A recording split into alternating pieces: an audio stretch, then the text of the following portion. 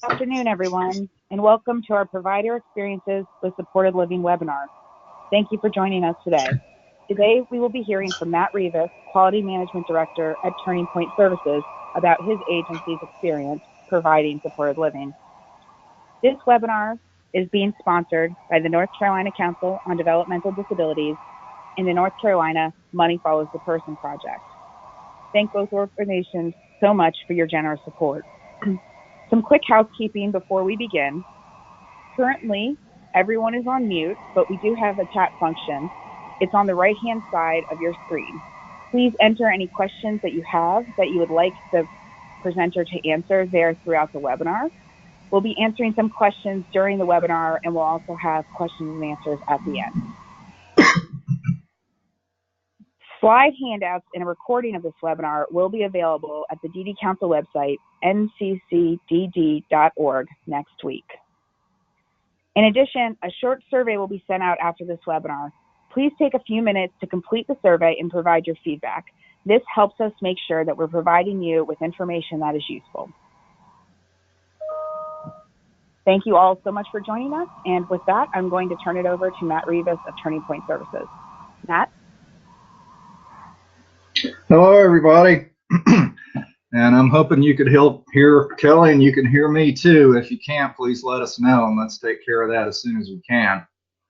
I want to thank everybody for coming today. And I'll need to apologize right up front. You're going to hear some sniffling and coughing and sneezing. Just think of it as a commercial for Mucinex and then try and ignore it. Kelly, the slide is not moving.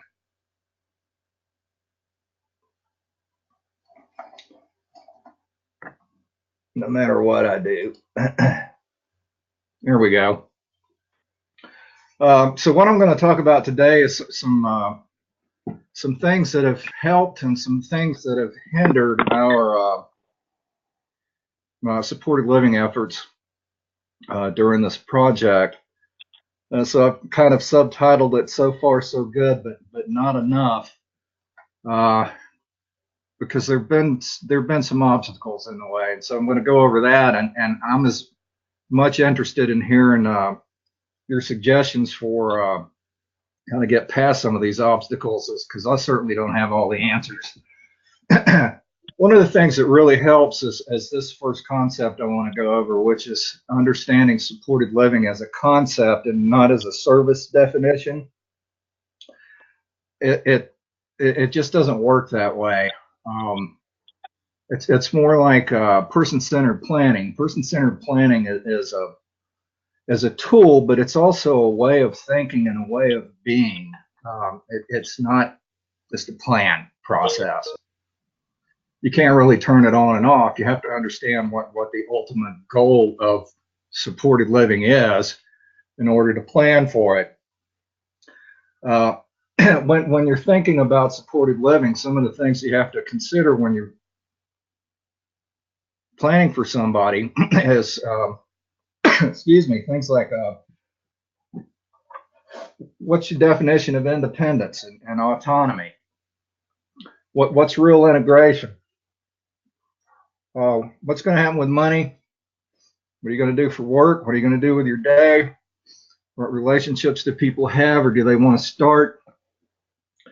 Believe me, food is always an interesting item when people are beginning to control their own lives. And of course, understanding health and lifestyle issues. Lifestyle issues can become really the fun and complicated things to deal with.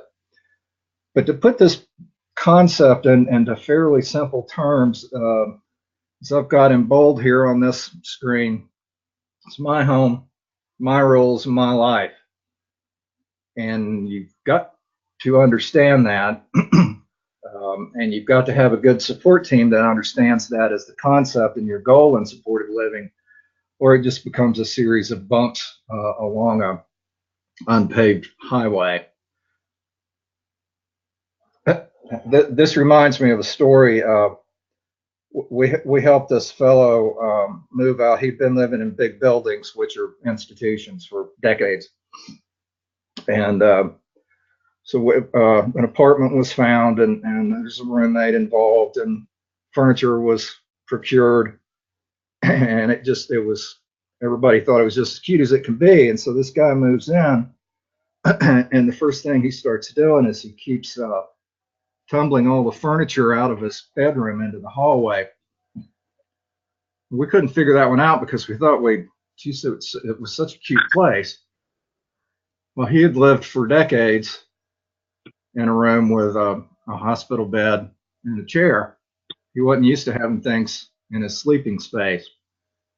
So what he was telling us, this is my home, my rules, this will be my life, not your life.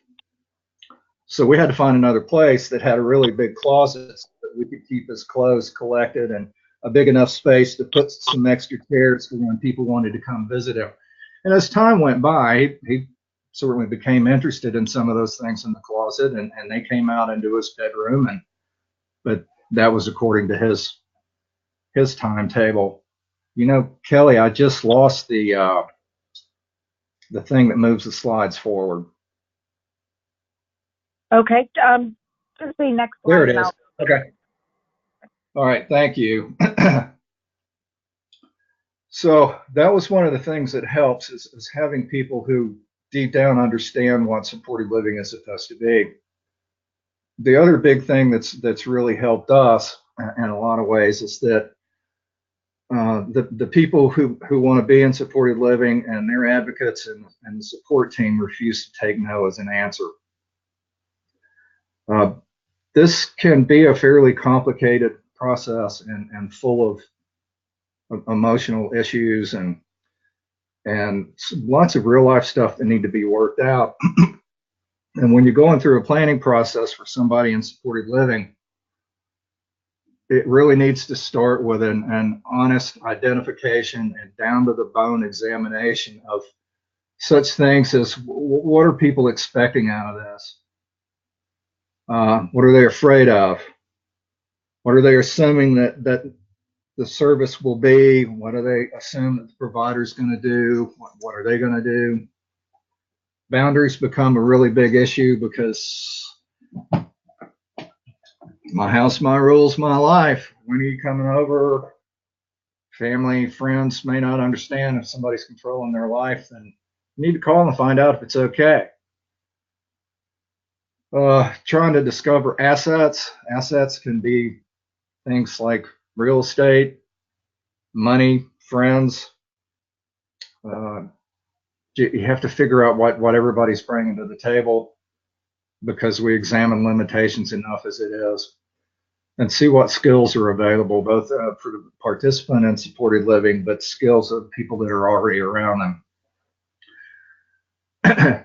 It's important when you're going through the planning process to discuss this honestly and fearlessly with everybody who's going to be involved so that you can define these things and address them right up front. Otherwise, they can sabotage the whole process. Excuse me, folks. Kelly, if you could get to the next slide.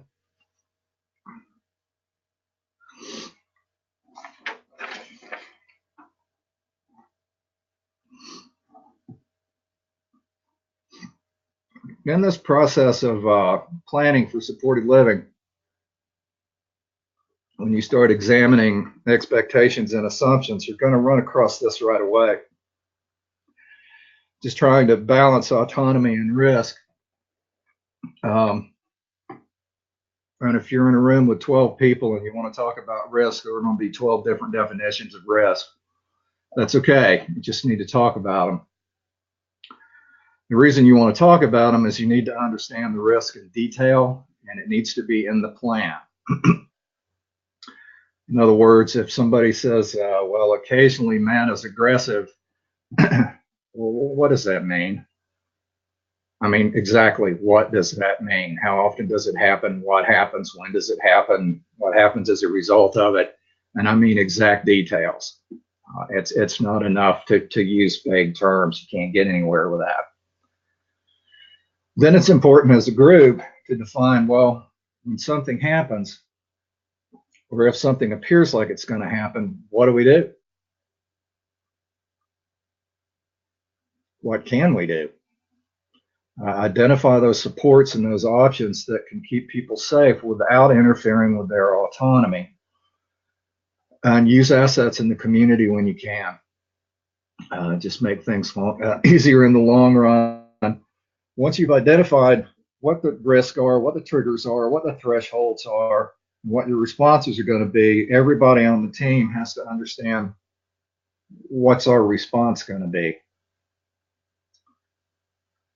Because part of the fear process is that people are afraid. If we're reaching the point where we're going to allow people to make their own decisions, then not all decisions are going to be great. And so there's worry about, well, who's going to be responsible if something bad happens? Staff are cautious about that. Families, friends are, of course, worried about that. The responsibility lies with the response system that you put into your risk planning. If risk and responses are defined well enough in plans and those plans are followed, then we don't get into a situation where people are pointing fingers trying to decide where the blame lies, and what we're getting is instrumental information that you use to say, well, that did or didn't work. Are we going to continue that, or what else do we need to do?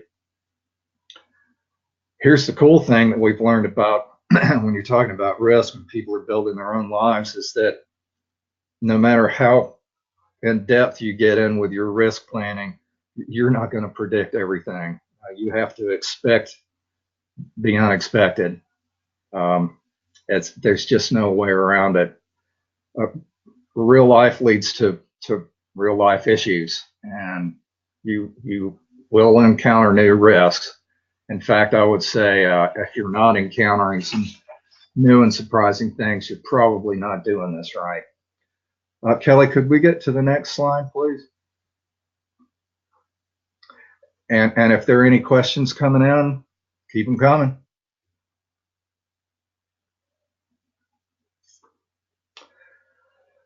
Let's talk a little bit about some of the things that can hinder having a high volume of supported living options. Staffing, as we all know, is a challenge in lots and lots of ways.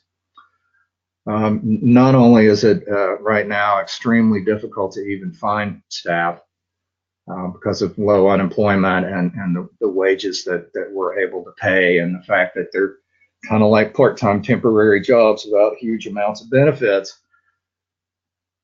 It's a big challenge, and it's only going to get worse. You've got a generation of baby boomers just like me, and between now and 2030, number of folks that are considered elderly is going to double, and people like me are going to need some more assistance as time goes on, and so there's going to be increasing pressure on staff resources for all of us. With that in mind, Turning Point has spent the last year and a half, 2 years, we spend a large percentage of our time and a fair amount of money trying to successfully recruit staff. It's certainly a full-time job. We've got staff people that's their full-time job, is to recruit staff and monitor that process on a constant basis and figure out what's working and what's not, and when are we finding the right staff and where are they coming from. And that's just a constant process. Then you have to make sure in your recruiting process that you're hiring staff who can understand the concept of supported living, because if they don't, it's not going to work. When I wrote down this right staff with the right skills in the right place at the right time, I realized it kind of sounded like med-administration, but honestly, it's the truth. It's rare in most supported living circumstances that your first panel of staff people are all going to be fine. That's okay. You just keep recruiting and do the best you can. Next slide, please, Kelly.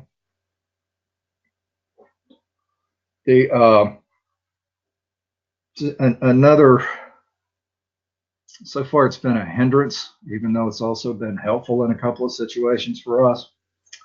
An example I'm going to talk about later. Considering the fact that staff resources are small, and finding the right staff is even harder because of that. And because we also don't need to have staff hovering around people 24 hours a day, 7 days a week if they're going to be living their own autonomous lives. Technology, I think, is an outstanding resource, and we're really underutilizing it. To begin with, we need to understand that technology is there are a lot more technological options than we tend to allow ourselves to consider. Now, the reason I put in this Ask a Toddler thing is that people who've grown up with computers and wireless technology kind of do this stuff on their own. So sometimes if you've got people on your team that are younger, they're the people who can come up with some creative technology solutions. They don't always need to be purchased from a technology company. So please don't let that slow you down. But as a system, I think, need to spend a lot more time on training and talking about a valuable resource that technology can be. We don't seem to know what it is. We don't know who's supposed to do assessments for technology, and we don't know how to do those assessments yet. We don't know how to ask for it through the planning process. I'm not so sure that folks at UM are comfortable with the process of approving and getting it paid for.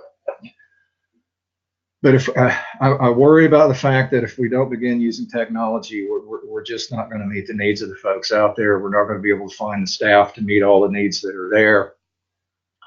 I think technology in a lot of ways increases folks' independence. And in most situations, if you look at the long-term effects, even after the initial investment in technology and if there are monthly ongoing costs, in the long run, it's going to balance out and be cheaper, certainly, than paying for staff that you may not be able to find anyway. Next slide, please.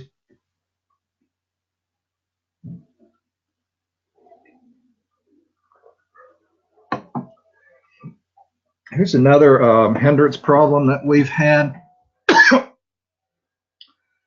and I'm calling it selling supported living. We're still struggling with trying to help people understand the concept of supported living. And so we've approached a dozen or more people who are pretty much already managing their own lives using different services. In my mind, that's fine. It's called supported living. I don't really care what the services are. And of course, those are the responses that we're getting. I'm happy with the way my life is right now. I'm pretty much managing everything. So why should I change services? Part of that is some people are, if it's working now, why change it? They're scared. And I understand that. It's been difficult for us to explain the concept and the flexibility that's built into the service definition. We're still working on that one. So if anybody's got any ideas, would you let us know? The other notion that we have trouble working against is people just think it's a residential service that's got 24/7 support, and those are the assumptions. And when we kind of have to burst that bubble, then people get into fear and want to go back to the 24/7 concept of a residential service rather than supported living. So part of this, I think, is we have to work much better as a system in communicating what the concept is and in demonstrating to folks that we are committed. If we're going to help people find their forever home and build their own life, they're going to have to trust that the system is committed to make sure those resources and that we're, if something slips through the cracks, that we're not going to just walk away from it. I hope that makes sense. Next slide, please, Kelly. Another hindrance here, this shouldn't be any news to anybody. Housing is also a constant challenge. To be honest with you, I don't know what's worse, housing or staffing. And considering housing, it's another thing. It's almost like a separate area that you need to have a separate treatment team working on. You've got to look at what it's going to cost, where it is, and the convenience to the proximity to the lifestyle that somebody wants to have. Is it safe enough, considering how people do live their lives? Are roommates necessary based on cost? Or roommates a good idea just based on how people want to live? I know that we've had some conversations with Lynn Siegel, who's a part of this project, and Lynn's point of view is that roommates do complicate things greatly. But I also think that those are real life complications, and that's okay. It's a good learning opportunity. Anyway, finding good housing has and will continue to be, I think, a challenge for all of us. Again, HUD vouchers are really valuable. Trying to get those individual HUD vouchers can be a bureaucratic and slow process, but they can be very valuable in the long run. So keep that in mind. I don't believe that Turning Point has any roommate supported living going on now. If there's anybody at Turning Point, I know some of you guys are listening in. If we do have roommates, if you just chat that into Kelly and we can talk about that maybe. Kelly, if we could go to the next slide.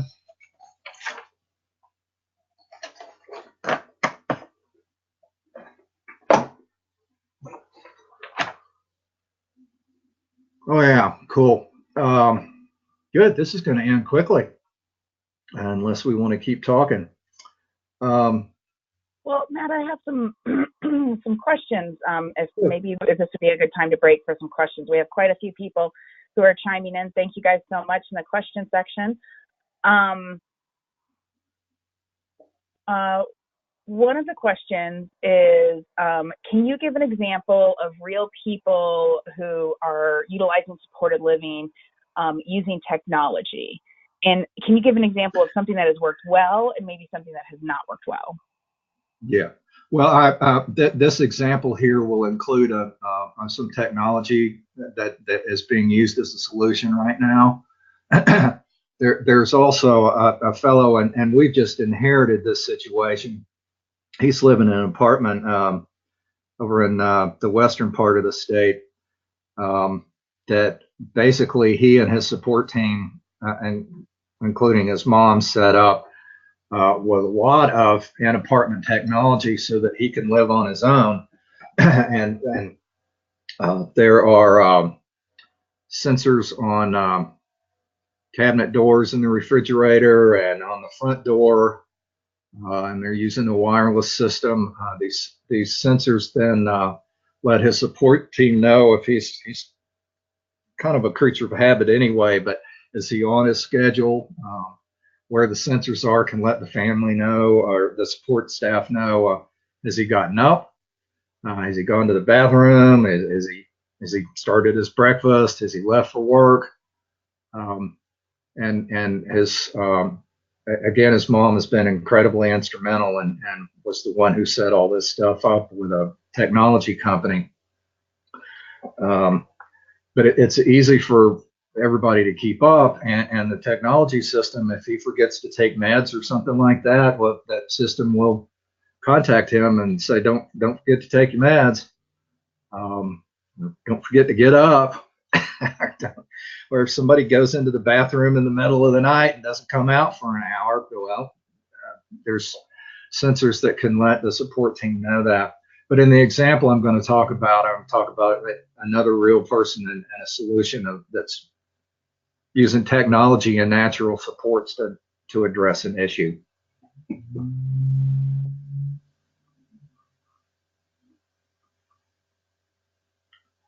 Any more questions? I'm trying really hard at this point to not be an advertisement for a certain technology company, but there are companies out there who specialize in using tech support for folks that are older and for folks with all kinds of disabilities. Look them up. The good ones have plenty of information about examples of systems that they've put together for various people. It can give you a lot of ideas.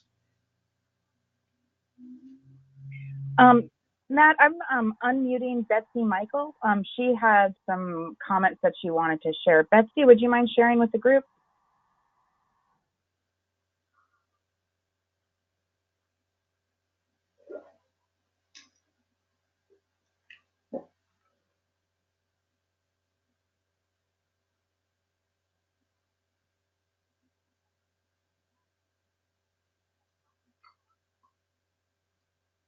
Betsy, are you there?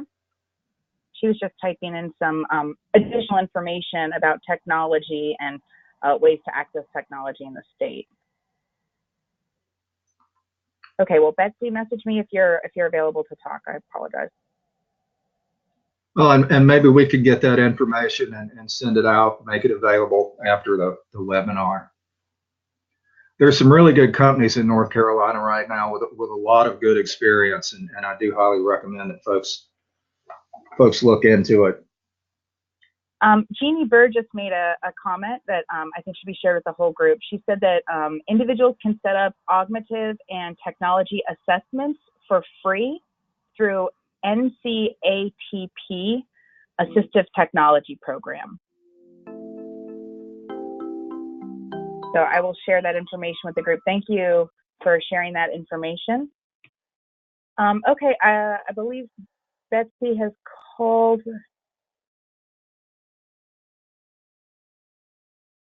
In. She was on her computer before. Really quick logistical question. Where is Turning Point Services providing services in the state of North Carolina? Interesting question. Thank you. We have contracts with 5 different LME MCOs. And that includes VIA, Partners, Alliance, Cardinal, and Trillium. But we don't work in, we work in, I think, every county for VIA and Partners, 2 to 3 counties for Alliance. We work in about 45 counties in North Carolina. But it's, you know, I don't have a list of them in front of me. We can cover pretty much the area west of, say, Statesville in North Carolina, and then area around Charlotte, around Raleigh, and in the New Bern and Wilmington areas. Great. This is a great question. Are the people who receive services involved in the hiring process for their staff? Yeah. Yeah, that's a great question. And it actually should just be a statement. Yeah, those people must be involved in the hiring, and we call it training. They're doing training for the staff too, because that's the only way you can pull this. Can you give examples of how they're involved? Well, they interview the staff. And they can say yes or no. They do staff evaluations. They let us know if staff are not up to stuff. And again, this example that I'm going to go over here in a second, this fellow is great at giving us feedback on what staff are doing correctly and not doing correctly, so that it really makes things a lot easier for us.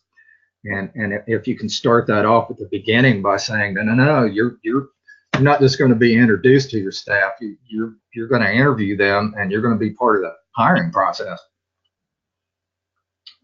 Great question.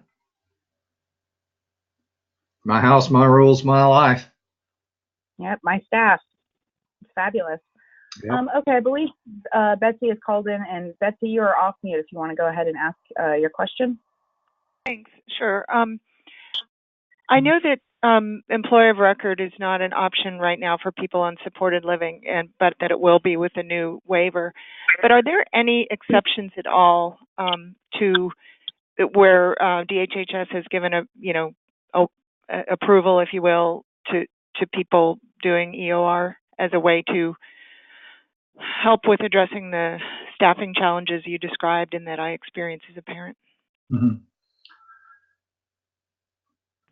That's a good question. And I'm sure that you're experiencing the same challenges we are. If I'm understanding your question correctly, I am unaware of any circumstances where employer of record is being used with the supported living definition. Okay. Yeah, sure. We're waiting for the new waiver, but I don't. But that doesn't mean it hasn't happened. I don't know. I haven't heard about it. Okay. Well, I'm going to give it a try. And regarding technology, I, as a parent and talking with other parents, there are a lot of people marketing products, and there are a lot of good products. But it would also be great if those of us who have experienced different products working well or not well could share with each other.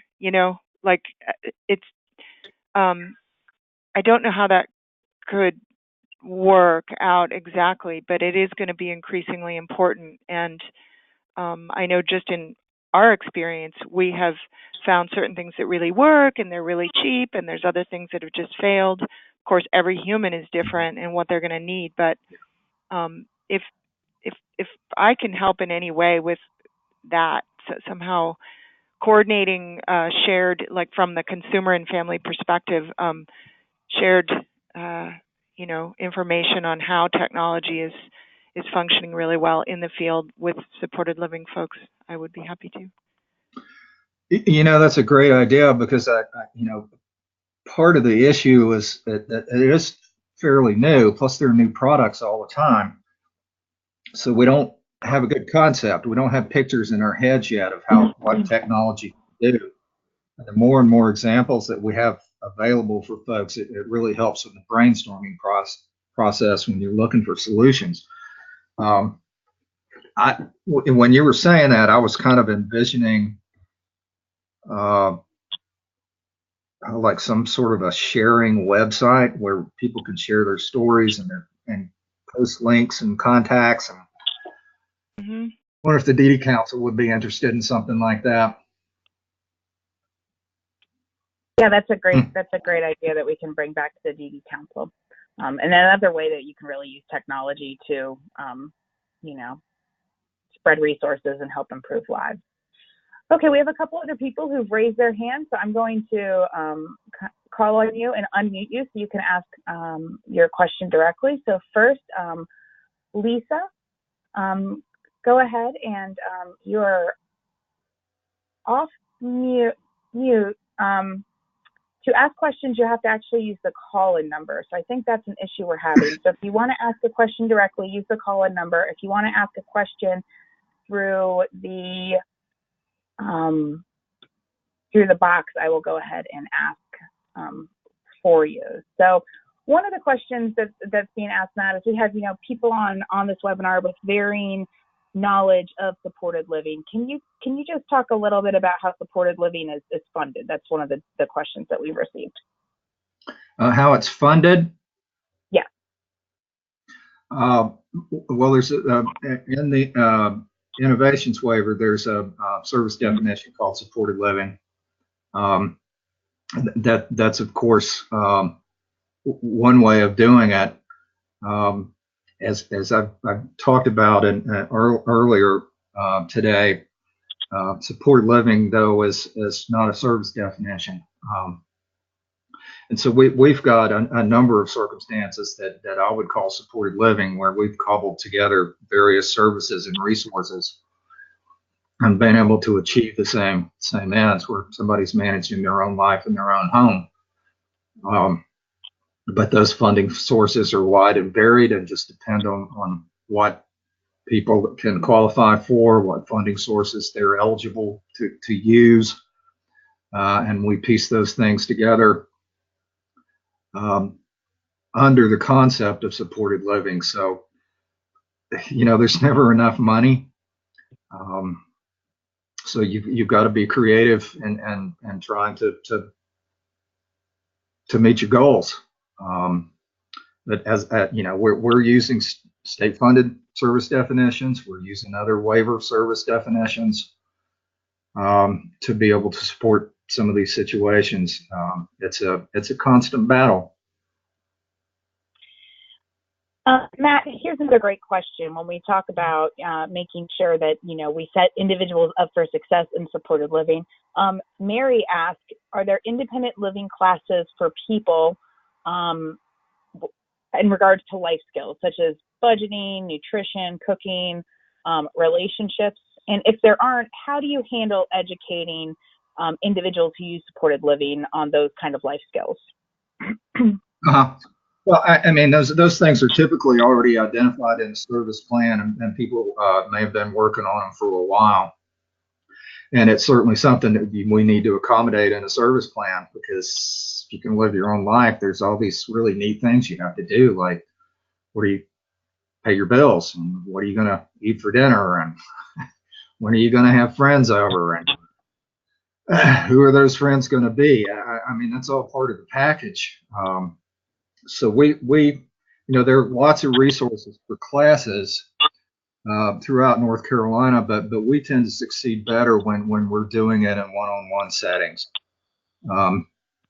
so that the instruction happens according to somebody's particular learning style, and it's consistently delivered in the places where they're going to be using that skill, and not in sort of a separate classroom or something like that. I'm not saying that stuff's not valuable. It certainly is, particularly as an introduction, but that's a part of what we do in the supported living process, to support people through these things, so that if money management is a need, well, we've got money management programs and training and forms and all that kind of stuff. That's the provider's responsibility. And managing food and cooking is just another huge issue, but there are plenty of resources out there and options to help people learn how to prepare, plan, purchase, and prepare whatever food that they like. But as I said, that's part of the supported living service that the provider is responsible for in the long run.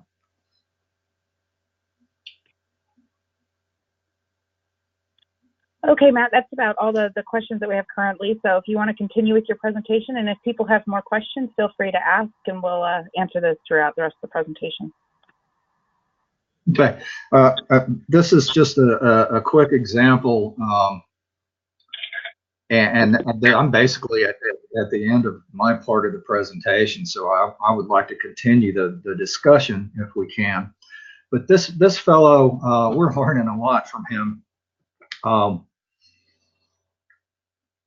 If any of you folks listened in when Karen Lucan was doing a presentation a few weeks ago, I already got on and talked about this guy a little bit.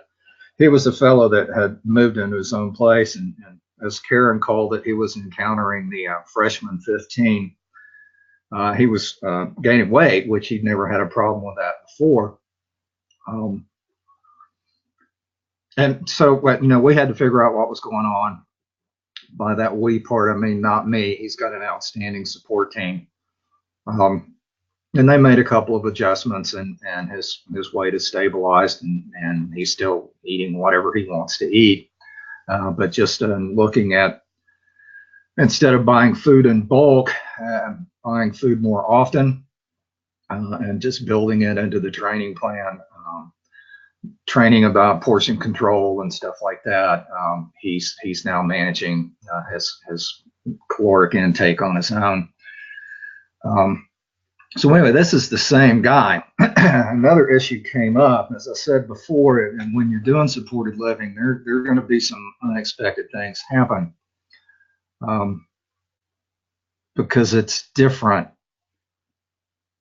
than people have ever lived before. Probably not through any planned process. This fellow had just never had free and full access to food, any food that he wanted at any time. He probably had not had a whole lot of experience with boredom. What do I do with my time? And I think that was part of the reason why he was eating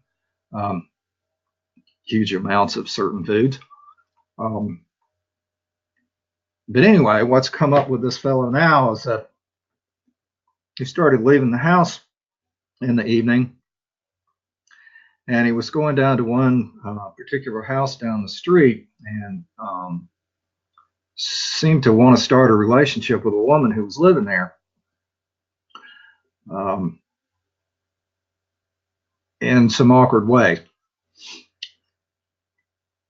So the team got together and started thinking about it, and of course talked to him about it, because he's really one of the strongest members of that team is himself. That he was just interested in this woman. So they came up with two solutions. One of the solutions is technology. And because it was taking so long, what happened is the team decided they just wanted to get some sensors on the doors so that there could be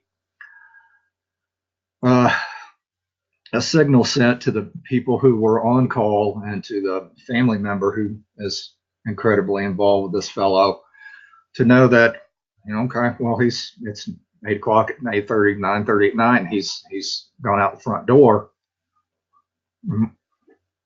So now we have on-call staff available so that they get that signal when the door opens, and if he hasn't gone back into the house in 5 or 10 minutes, the staff will call in and see what's up, and then they'll go over there if they can't get a hold of him. But here's one of the most brilliant things, and so now we've got this technology in place, and his sister bought it. I think the team's working right now to try and get the innovations waiver to pay the monthly fee. But just, again, to move quickly, because the use of technology is such a new thing for us, the sister just went ahead and bought the equipment and the contract with the folks that are monitoring the technology. So anyway, we got that in place so that we can give him some support in the evenings when he's getting antsy and wants to do something and leaves the house. But the other thing that happens is, when people are getting themselves into risky or unsafe situations by moving away from someplace, the question to ask is, are they running towards something, or are they running away from something? Well, he was going to something, and he had lost his mom passed away last year, and it was a big part of his life. And so our staff got permission, once we found out where he was going, got permission from everybody on the team, and went down to talk to those folks in his neighborhood. And I'll be darned, but the lady that he was curious about has as a special ed teacher. And so our staff explained the circumstances to her, and of course she understood it immediately, and is helping her husband understand why this grown man is coming down to speak with her. And of course she feels much comfortable and safer, and has contacts with our agency and our supported living staff in case anything gets a little too awkward, and she's uncomfortable with it because she doesn't have to put up with that. But what's happened here is that as he's beginning to live his own life, these unintended consequences are happening, and you've got a team who's communicating quickly, communicating well, communicating honestly, revising the plan as needed. I believe he's actually bumped up one level in supported living to help pay for some extra supports for things that they weren't a need until he moved into his own place. But what's happened here is he's also created a natural support from somebody down the street who now knows who he is and what's going on, and supports the whole process. That's the kind of stuff that you can't buy with money. That's great. And speaking of developing natural supports, we have a question from Mary, which is, do you offer recreation programs? So I know one of the philosophies of supported living is trying to get people out in the community. So can you give us some examples of how other ways, including in addition to your last example, that you've gotten people involved in their community, possibly in recreation programs? Sure. There are, again, this needs to be driven by individual desire and needs. And we don't do segregated kind of stuff. It's all, how can we hook people up into their community? There are YMCAs all over the state. There are gyms everywhere. There are all kinds of community-based social activities that go on, like runs and things like that. One of the things that we've been doing in groups is not so much with supported living, because that's really a one-on-one issue that's handled through the planning process. We've been using the Health Matters curricula that has to do with living a healthy lifestyle, and it has food planning and preparation components to it, and also exercise components to it. And in the Health Matters groups that we've been running, part of that is that the exercise part takes place at some regular community outlet where anybody would go to exercise. And it gives people an opportunity then to make new friends. And it almost never fails that people do make friends in these circumstances. I don't know, these resources are so locally based. I know, like up in Watauga, there's a great health exercise center that a lot of people use, that general community uses. And I know that a lot of our folks that we're supporting also use, just because it's a great facility. But exploring to begin with what people want, and then looking in your local community for opportunities to link people up is the way to go toward that one. Great. We have some other questions that have come in. First off, Betsy McMichael says that First in Families, if you guys aren't familiar, First in Families is a nonprofit in North Carolina with locations across the state. So highly recommend, if you're not familiar with them, that you Google it and learn more about the organization. But First in Families can help supported living individuals in the community, and can help pay for some of the associated costs for people to be involved in the community. So it's a great information to share. Thank you, Betsy. We have a question about what level of participants you're supporting. So are you currently supporting any level 3 participants with supported living services? No, we haven't. We've only done supported living levels 1 and 2. The supported living level 3, the big obstacle there was that we have not been able to, within the reimbursement for supported living level 3, we've not been able to meet some the needs at supported living level 3. There's just, we can't work the math out. So no, we haven't done any 3 yet, just levels 1 and 2. And that seems to be something that, with all the providers that we've talked about through this initiative, is a struggle, is how to make the financials work with the 24/7 staffing requirements of level 3. So something that, I think the state definitely needs to hear feedback. And I know that this initiative has provided the state feedback. How can we make sure that individuals who have, more intensive needs can also have supported living experiences? Okay. We are out of questions. So if there are no more questions, Matt, do you want to continue, or? Yeah, I've just got a couple of more things to add, and then we'll be done. It was, as far, I'm still stuck on supported living level 3. if we haven't been able to create enough supported living, if you've got a high enough concentration of people using supported living in a geographical area, I think it would make it a lot easier to do some level threes. But the volume is so low for us right now, and it's so scattered across the state that we can't really share staff. And that's really been kind of unfortunate, so that we haven't been able to create a situation. Some of the situations that Lynn Siegel has are there are 8 or 10 people in a geographical area that 1 or 2 staff people can support, so that if they can respond in just a few minutes, so the technology sensor goes off, somebody can be there in a few minutes. We just haven't had the concentration of enough supported living so that we have the human resources there to make the supported living 3 reimbursement rate work for us. So I think that's one potential solution, and not just the reimbursement rate, but we haven't been able to pull it off yet.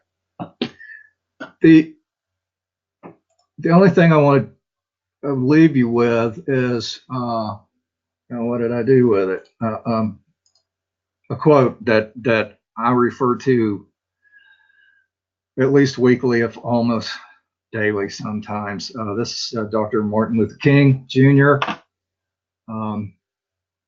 Whatever affects one directly affects all indirectly. I can never be what I ought to be until you are what you ought to be. That's the interrelated structure of reality. If we remember that supported living is an idea, it's a concept, not a service definition, and we understand that deep in our gut, then I think we're going to have a lot more successes with supported living. If anybody's got any ideas about the hindrances that we bumped into, about how we can get around, through, or over those things, please let us know. And Kelly, I'm going to let you close it up.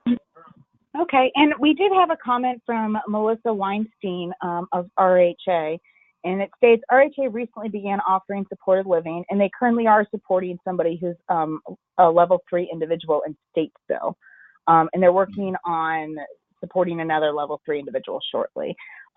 She said that the finances are an ongoing discussion due to the reimbursement rate and the 24-hour staffing, but it's great to hear that there are multiple organizations in the state that are kind of looking at this service and trying to see how they can serve the most individuals possible, regardless of their service needs. So